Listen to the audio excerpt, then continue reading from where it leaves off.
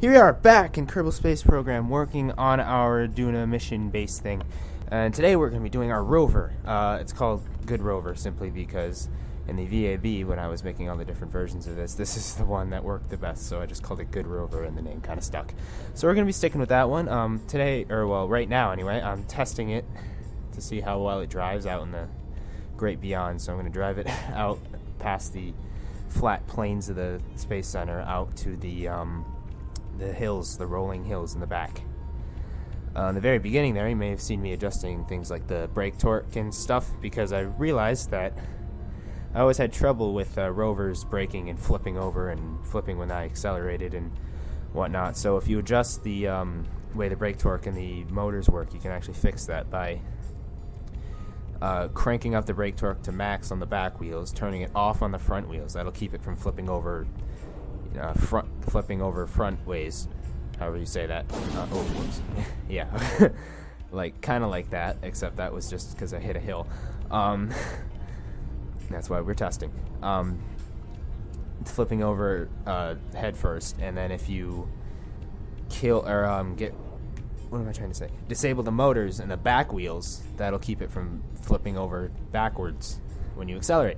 So it keeps it nice and balanced. You can floor it and you can slam on the brakes. You're not going to flip over. It works really well. And so that's what I did. So we're coming out. We have to test its ability to drive on places like these, because this terrain is actually quite similar to that. That's by the base. It has solar panels on the back there just to grab some power. This thing has a ton of electric charge. But yeah. So anyway, we need to also test how well it docks with things, because the Rover mod doesn't use the same. It's not sort of the same layout as the base mod, so the docking ports aren't going to be aligned. So this is an older version, which is why the door on the back is backwards, but I'm trying to test it out. I was going to try and fly it all the way over there, but that didn't work, so I'm going to give it another shot, get closer. Again, trying to make sure that the docking ports will line up, and it takes a while to get quite right, but we'll get there. Just trying to lift off and fly it over to the rover, making rhymes all the time. And I was having trouble controlling it, so I had to do that and coast down to the ground again. And then I decided to just drive it because, yeah.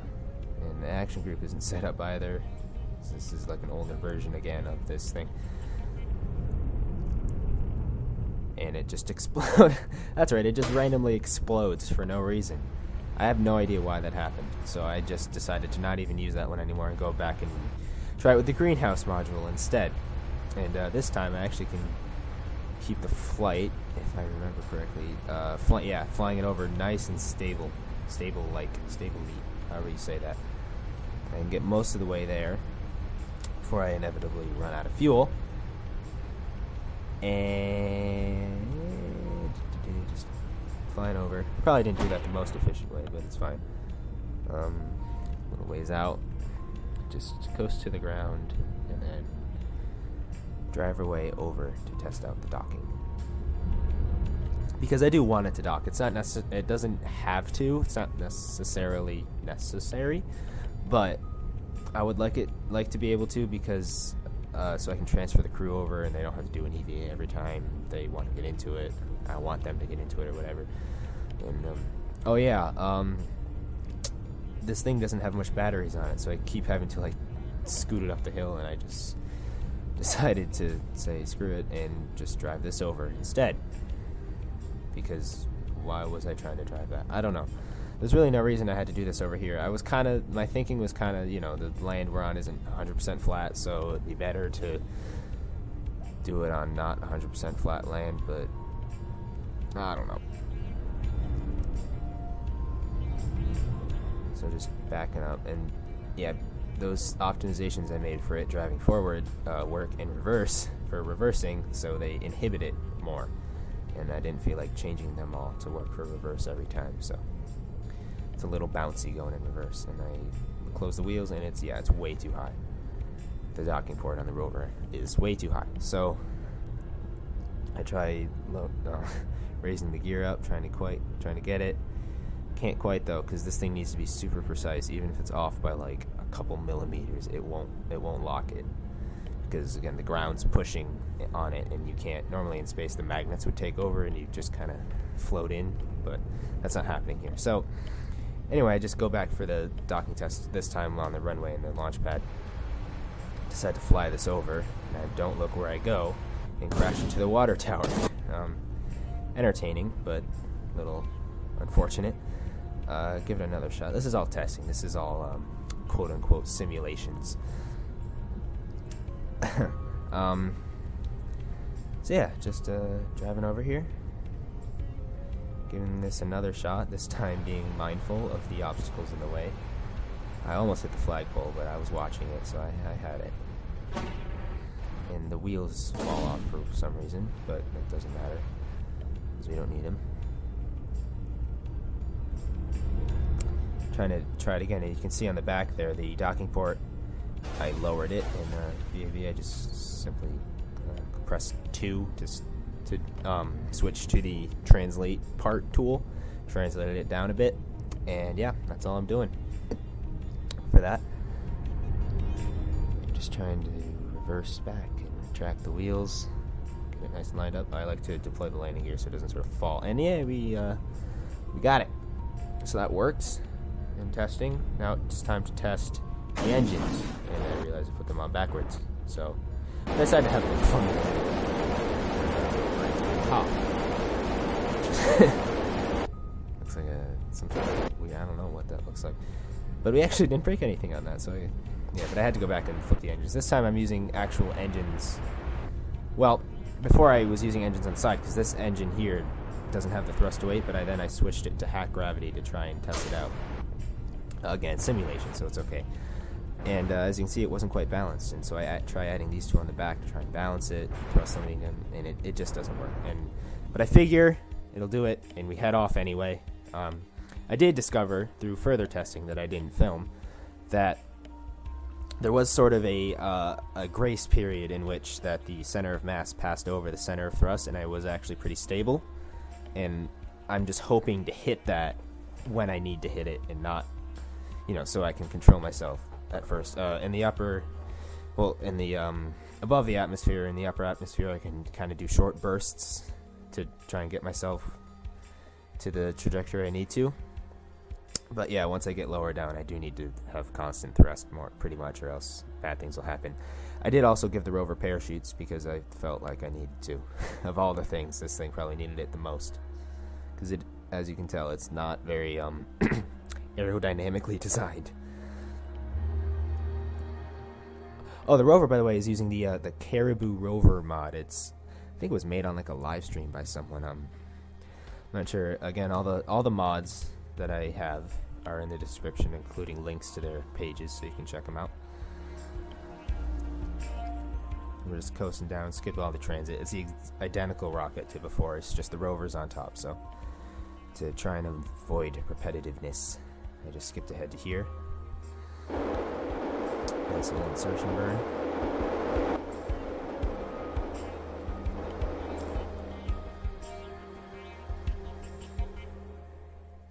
Alright, now we're just trying to line up. This is actually the second attempt at landing it. The first one, for whatever reason, the film file got corrupted. Yeah. It didn't go so well because I used the top stage there to help me out at first, which meant that the time I hit that grace period of stability that I was talking about happened later, and it was too late that it happened, and I crashed because I couldn't slow myself down because the thing was really unstable. This time, I ditched that upper stage from the rocket early, even though it still had some fuel. I decided to start going with this, and you can see I have to do these really short bursts with the reaction wheels in the cockpit / driver's seat thing to torque me back where I need to be.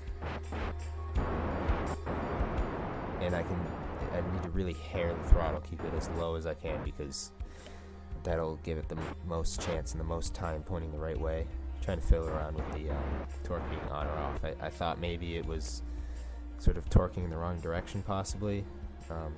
Torquing. It's not torquing. Possibly because the way it was all set up. I don't know, these things can behave weirdly. Yeah, just trying to get it, and I'm a little worried that it won't do it fast enough because I had to do these bursts, but the thrust to weight ratio I think is pretty high. I can't actually read it right now because the playback is pretty low quality, but you'll be able to tell. So yeah, just a lot of these little bursts. Pretty much what this is for a while. Couple sort of adjustments to flatten it out again, because I have this weird habit of undershooting it every single time. Oh yeah, there we go. So here's sort of this grace period where if I keep the thrust low enough anyway, it keeps pretty stable, and I hope to maintain this until I can hit the chutes, at which point they'll keep me stable enough that I can land with the chute's assistance. I still will need the engines to slow down a bit, but it'll do it. I'm going to land a bit off to where I normally do. I normally land in a straight line, short of it. This time I'm going to land kind of even with it, but off to the right, the south, I guess. See, it's flipping out again, but because this thing is not aerodynamically stable. But I hit the chutes in time for them to stabilize me. The gear out and just coasting down. Yeah, again, this was the second attempt, because the first one got corrupted, I think, because the game crashed before the video stopped recording or something like that. I'm not entirely sure. Something along those lines. Anyway, the rover is now down, and it is time to drive it over to the base and see how well it docks, if it does at all. Or is it docking, really? Or is it just sort of connecting? I don't know. So making sure all that's adjusted the way it needs to be, because the steering was inverted, but then it wasn't inverted, and I don't know what's going on. But yeah, this thing can get going pretty fast. It can get going like 30-40 meters per second, and it's nice and stable because the wheels are pretty wide. So that's good. And even if it does kind of tumble a bit, I can retract the wheels and it turns into like a cylinder, and I can just kind of turn it over on its side and it will re-righten itself, which is nice. So driving into the base to try and connect with it.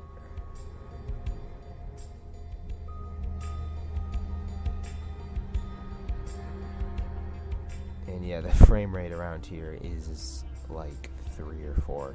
It's very bad. But sped up, it doesn't look as bad. Just obviously because there's so many different parts and like 3 different crafts right now loaded. These two, the base and the rover, and then the small Polaris probe, I think, is also in excuse me, is also in loading range. And yeah, turning off the UI there actually kind of helps see, because the nav ball is in the way. And I know I can just minimize the nav ball, but it still helps me see more. And this thing does a really weird kind of deal where if you turn it right and back up, you kind of go the opposite way, and then you kind of translate the opposite way and then turn. And it's just weird controls, especially in reverse, that going that slow. And as you can see, it's a little tall. I get a little frustrated, but then I realize if I just switch over to the base, I should be able to just extend the landing gear on one of these, because they're all retracted at the moment. And yep, that knocks it up enough. The rover does a little hop there, and we're all good. We're all connected. Crew can just freely roam about the two. Extend the solar panels for power. And yeah. And now, something a bit different that I was thinking of. This base is on a bit of a slope still. As you can tell, if you look at the nav ball, it's not quite on that even line, and now it's angled. So, using the telemetry data I took from the mapping satellite, you can see that window in the sort of bottom left, the big with all the green. That's a height map. The white is high, the green is low, and then if I hover over it, it'll tell me the slope of the area I'm mousing over. So I tried to find the area with the least slope to move this to, because so I'm going to end up trying to move the entire base here just to get it flat, just so it doesn't bother me that it's on a slope anymore. I really don't need to do this, but I wanted to, so I will. And that middle module that I accidentally shot the wheels off of early while I was still descending, I'm just going to have to fly over. But it'll be kind of fun to do that. And the other ones I'll just drive, and we'll pretend I didn't cheat with the wheels. Again, I'm sorry about that, but I was getting really impatient because it took a long time to do that. Despite the video being shorter, it still took like a while. It's just shorter because I cut out a lot of it because it was a lot of the same of the last one. Anyway, time to begin the moving process. So decoupling everything, all the sort of radial modules, and leaving the center one some space to take off from. So just backing them out one by one. Okay. And then the other one. Pulling it away.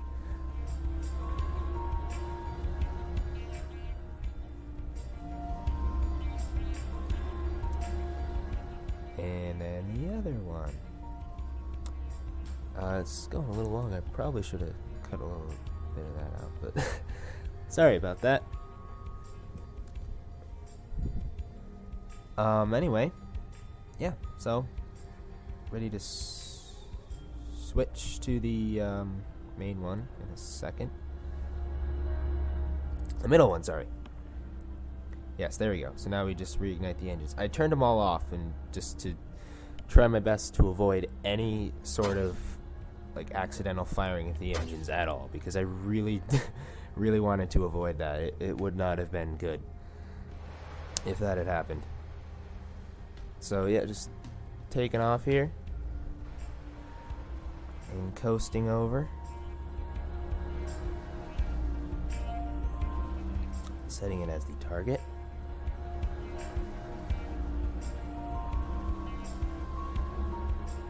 I really do like flying these around. It's pretty fun, despite them being weirdly, not flying machines at all. I don't know why. I just do. So we're just coasting down here. Just do a nice, soft little landing. Nice and slow. Yeah, that's the way to do it. So this doesn't have wheels, of course, so everything is going to have to come to it. But I decide that this is still on a bit too much of a slope. I don't really like it. So, just really trying to be a perfectionist here. I decided that I'm already doing this, so I might as well go whole hog on it. I don't know why I just said that, but there you go.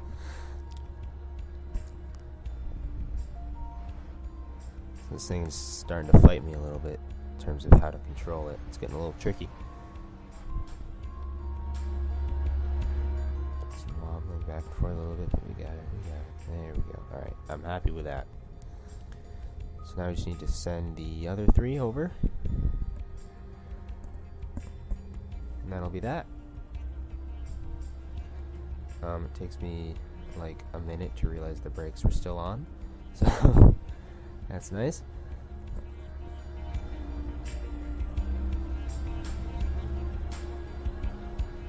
And yeah. Just nice smooth drive in. It's a little far away. Unfortunately, you have to nail this. Like I said before, you can't be a little far away. You don't get any help really from the magnets unless you can really slide around for whatever reason. So yeah, just bring the other couple over. That one and then the other one eventually. And yeah, there we go. Didn't want to show all of that. Remember to cut some things out. Redeploy those two modules. And now we're ready to go. I think the configuration is actually a bit different than it was before. But that doesn't matter. There was really no rhyme or reason to that in the first place. So yeah, this is fine.